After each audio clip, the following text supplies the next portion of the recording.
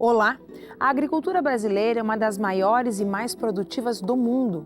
Os índices de produtividade que fazem do país o celeiro do mundo são resultados de muita pesquisa que começa nos laboratórios e chega até o campo. De um lado, está a preocupação com a qualidade dos alimentos que colocamos à mesa. De outro, o uso correto nas aplicações dos agrotóxicos. Aqui no Brasil, o uso de agrotóxicos atinge 70% dos alimentos. Desde 2008, o país ocupa o primeiro lugar no ranking mundial de consumo de defensivos agrícolas, de acordo com os dados divulgados pela Anvisa. Discutir a tecnologia de aplicação de defensivos agrícolas em plantas de lavoura é o tema do nosso programa de hoje. Fique com a gente, pois o Universidade Aberta está começando.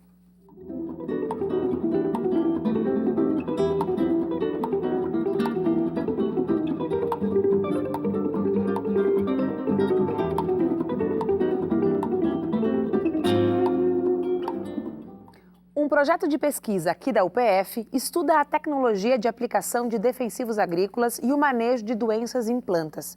Mas antes de conhecer os convidados de hoje, vamos assistir a uma reportagem produzida pelo Núcleo Experimental de Jornalismo em parceria com a UPF TV. O mundo tem, em média, 7 bilhões de pessoas. Mas e como fazer para alimentar toda essa gente? É por isso que, para produzir em grande escala, é preciso recorrer aos avanços da pesquisa e tecnologia. O agricultor Dércio Bife conta que desde quando seu pai começou a usar os primeiros tipos de defensivos agrícolas oferecidos pelo mercado na década de 1970, de lá para cá, muitas coisas mudaram, tanto na composição dos agrotóxicos quanto na sua aplicação. Daquela época se usava só para lagarta, né? Hoje não, hoje tem vários, tem um monte de que a gente usa, porque tem já fungicida, herbicida, inseticida, né? Então hoje são várias marcas que a gente tem que usar, às vezes até fazendo misturas, né, para poder cumprir o que a gente precisa, cobrir o que a gente precisa, né?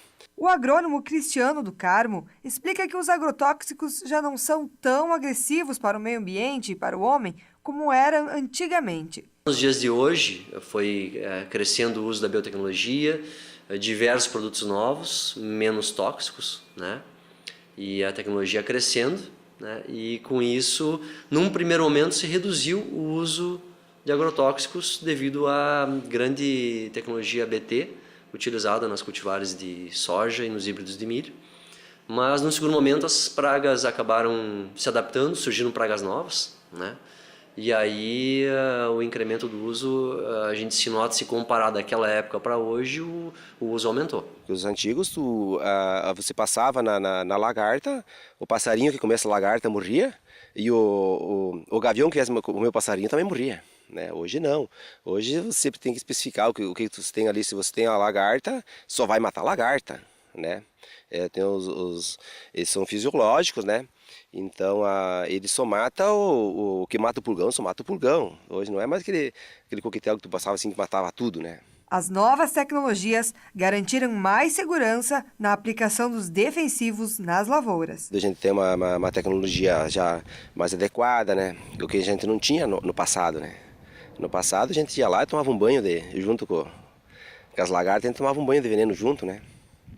Hoje não, né? Hoje vai para a cabine do trator lá com ar-condicionado. Então, o cuidado com a natureza, né? Tem todo esse cuidado com a natureza, né? Para o futuro, segundo o agrônomo, espera-se diminuir o uso dos defensivos. Porém, seu Dércio acredita que para produzir em grande escala, eles são parte fundamental. Não tem mais como não usar ele, né? Porque nós dependemos dele, né? Se não tivesse agrotóxico, não existia mais agricultura. Né? Não existia mais alimento também, porque não tem como produzir alimento sem agrotóxico. Porque aquele pouquinho que você usa orgânico, mas é muito pouquinho, né? Porque tem que ter todo cuidado, tem que ir lá tirar o inseto com a mão daí, né?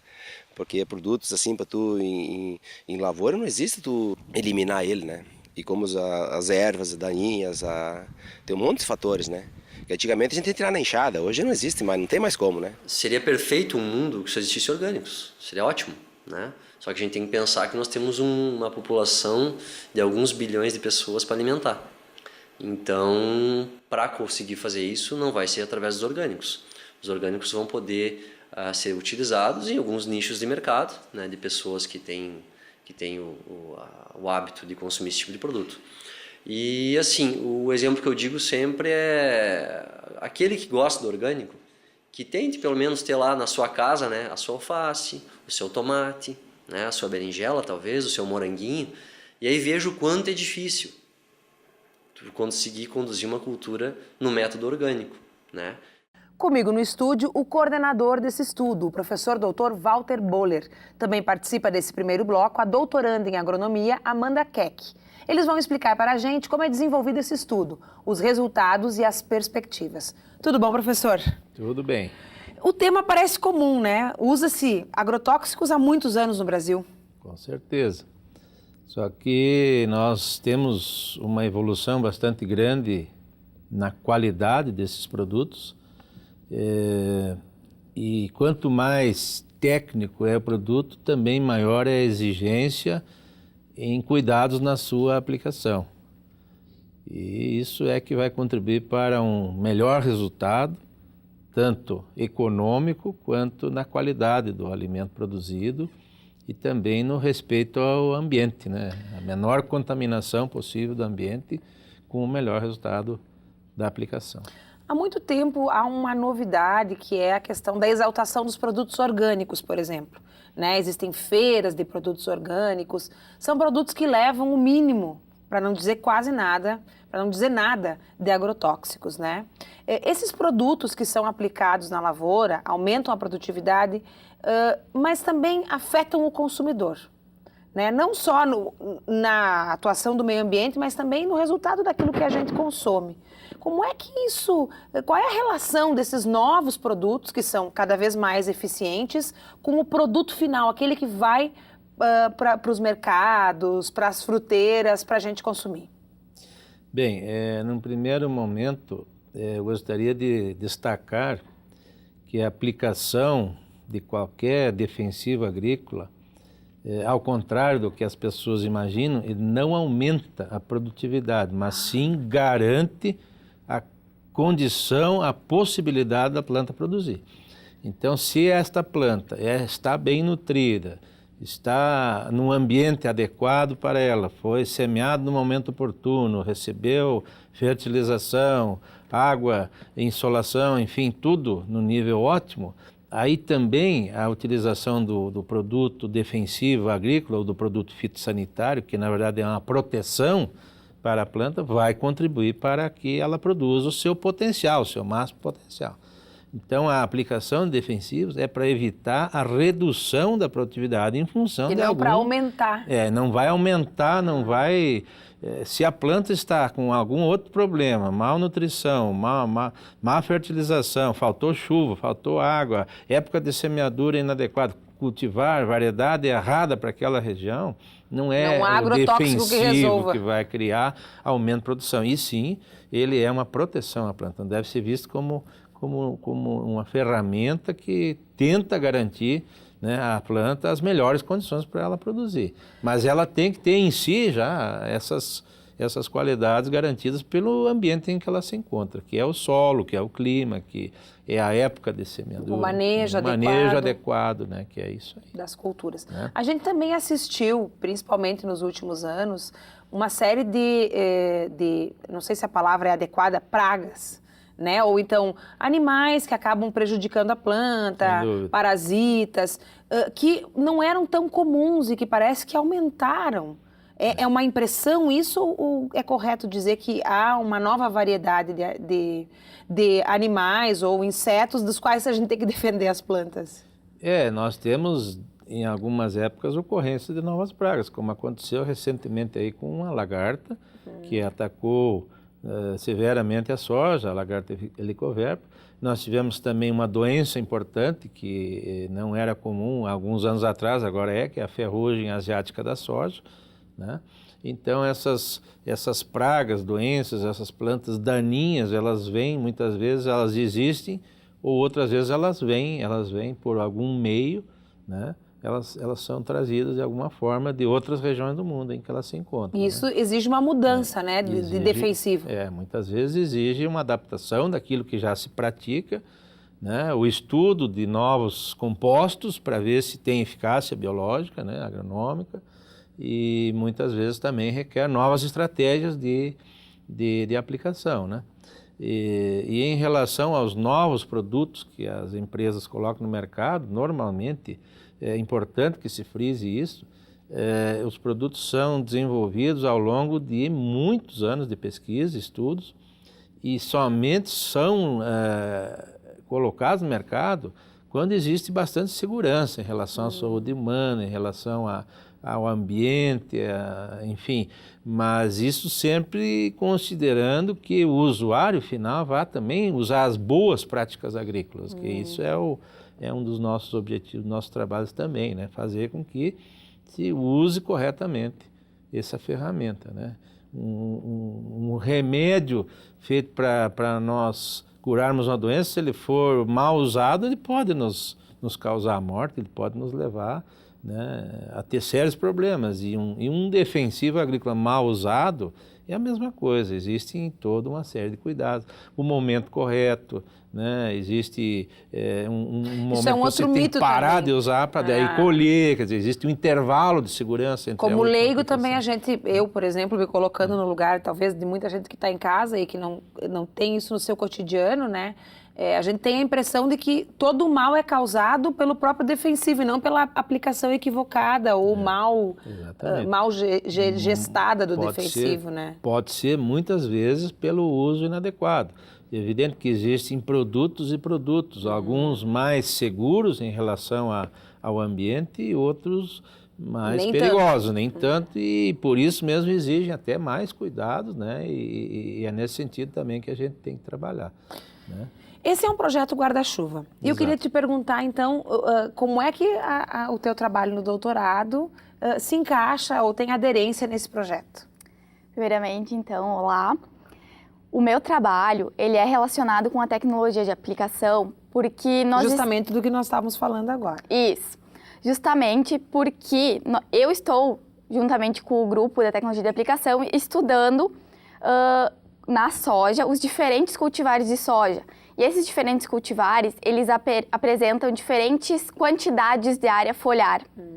E isso é um fator que influencia na escolha de uma dose, de um volume, enfim, na escolha da tecnologia de aplicação que você tem que usar. Então, adequando a tecnologia de aplicação ao cultivar que você tem, você vai conseguir ter um melhor resultado. E o meu trabalho, ele se encaixa justamente por esse ponto. Bom, nós vamos fazer um rápido intervalo, porque nós temos uma outra doutoranda, né? E temos um pouco mais para falar dos resultados que o projeto já conseguiu alcançar nesse período de pesquisa. A gente volta já já.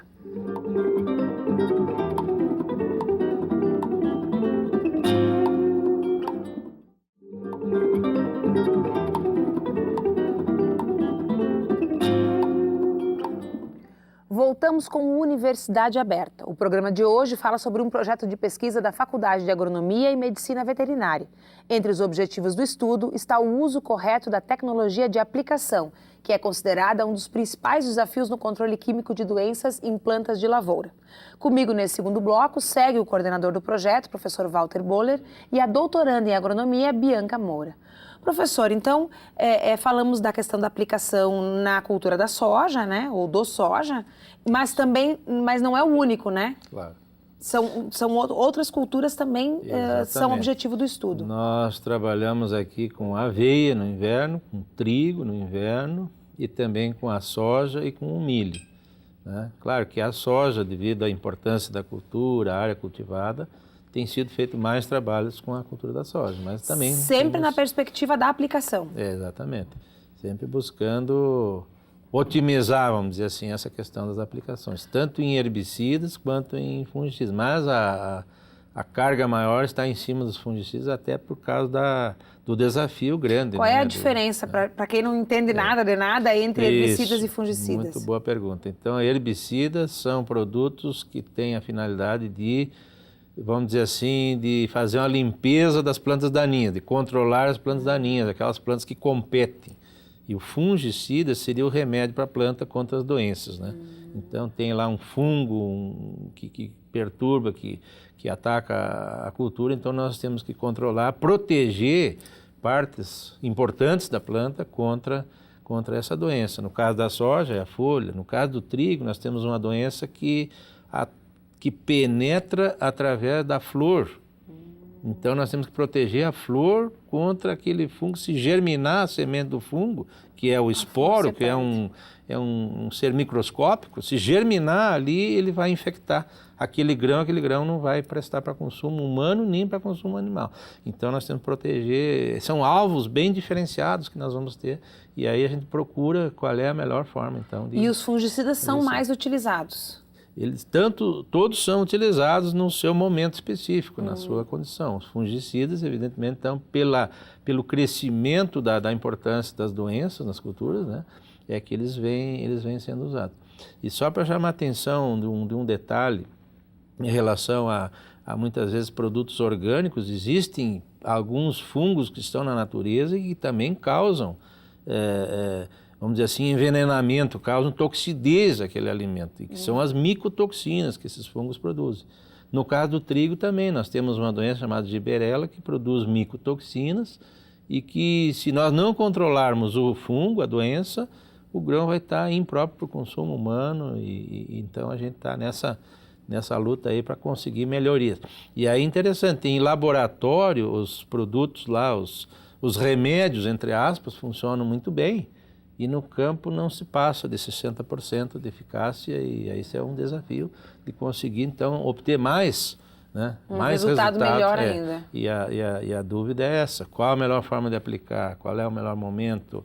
Existe uma ferramenta lá, uma máquina que tem algum detalhe, uma ponta, um bico de pulverização que talvez consiga pulverizar melhor aquela cauda, aquele volume de líquido que se coloca para atingir melhor esse nosso alvo, né?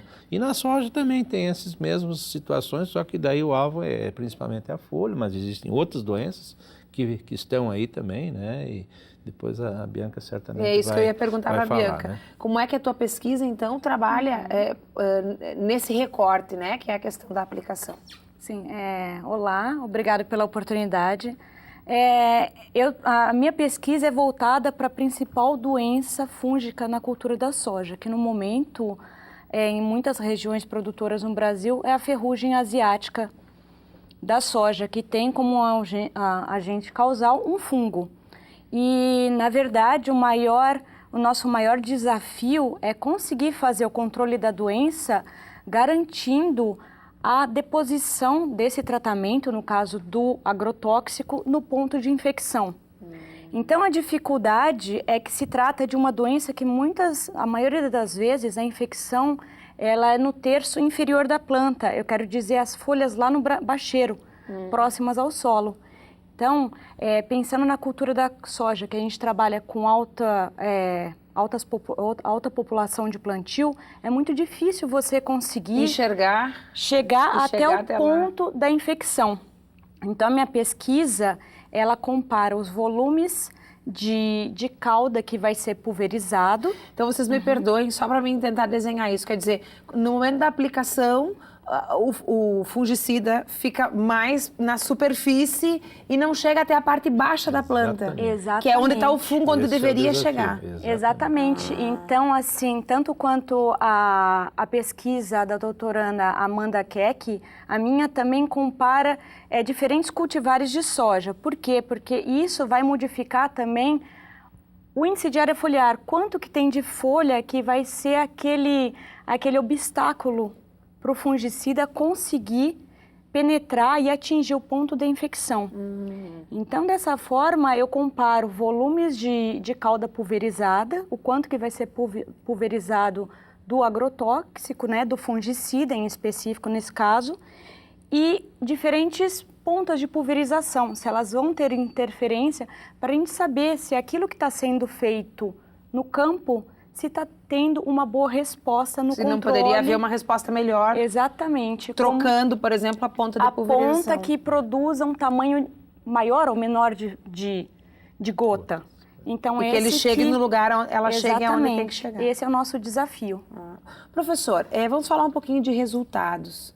né? Então, há quanto tempo a pesquisa vem sendo desenvolvida aqui na Universidade de Passo Fundo? Nós iniciamos no ano de 1998, 99, com as culturas de inverno e depois Nossa, de lá para cá mais de 10 anos, ininterruptamente. Nós vamos trabalhando porque, como eu estava falando, né, vem surgindo novos problemas e novos produtos e a gente tem que ir acompanhando. Então, cada um deles passa por um processo de observação. Exatamente. E só para retomar um pouco disso que a Bianca acaba de falar, no campo, muitas vezes, essas questões que ela levantou aí não são muito bem compreendidas. E existe uma tendência do facilitário, né? Entre você usar 50 litros de calda por hectare, ou 100 litros, ou 150, para nós, agronomicamente, pode ter uma grande diferença. E lá no campo, o pessoal prefere optar pelo menor volume, porque aí dá menos cargas de água para ser transportadas, menos tempo gasto. Mas aí o resultado pode não ser. E o resultado costuma não ser o melhor. Então nós estamos nesse limite aí. O que é aceitável agronomicamente em termos de resultado e, por outro lado, vamos também não querer gastar mais, ter um custo mais reduzido, menos tempo, enfim, nessa operação. Não se trata só do cultivo dos grãos ou das plantas, se trata também da cultura do comportamento de quem cultiva. Com certeza. Envolve muito isso aí também. Então, existem pressões as mais diversas, né? O mercado pressiona para um lado, outro para o outro, né? E às vezes existe a oferta para os produtores de produtos, entre aspas, milagrosos. Não, este aqui você pode reduzir a sua quantidade de água a metade e o teu resultado vai ser tão bom quanto. E isso também são coisas que a gente vai testando, vai reavaliando e nem sempre é isso que acontece. Então, até é uma forma de proteção do nosso agricultor lá fora contra esse tipo de modismo que surge muitas vezes, né? Então a gente está aí tentando achar um equilíbrio entre o que é economicamente viável e o que é também eficaz, né? Professor, esse livro tem então alguns dos resultados, alguns artigos que já narram, né, os resultados da pesquisa. De certa forma, esse livro foi escrito aí a muitas mãos, são colegas de diversas universidades e centros de pesquisa do Brasil, né?